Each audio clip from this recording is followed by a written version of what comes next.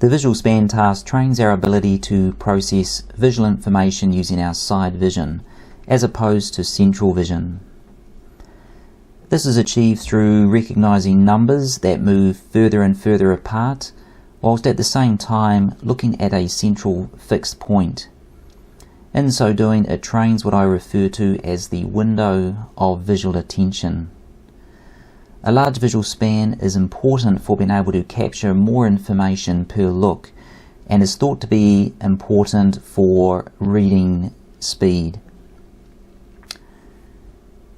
So before starting the task, let's just go back to the main training program, and you'll see that the visual span is listed as the third activity down, and the default number of training sessions is 21 days.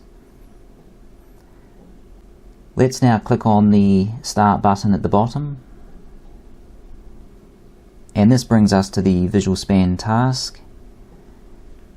Before starting the activity, you'll notice a small rocket ship sitting above planet Earth.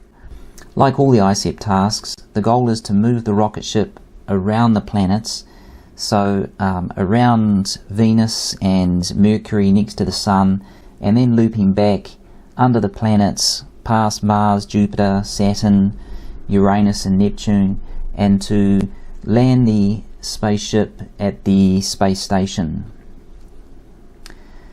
So now let's click on the start button in the bottom right corner, and starting with planet Earth and level 1, you'll see that a star is flashed in the center of the screen and some numbers are flashed either side. The goal of this activity is to enter the numbers that are flashed to the side. So in this case, a 1 and a 7.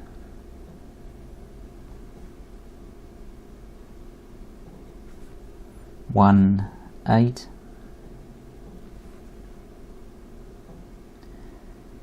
Now again, like all the iCept tasks, the activity begins at a relatively easy level and progressively becomes more and more difficult.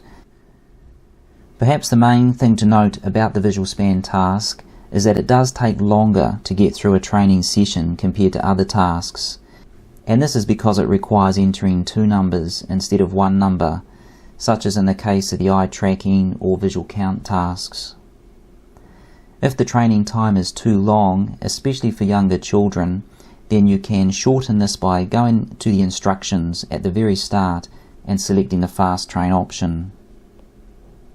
Let me demonstrate that for you.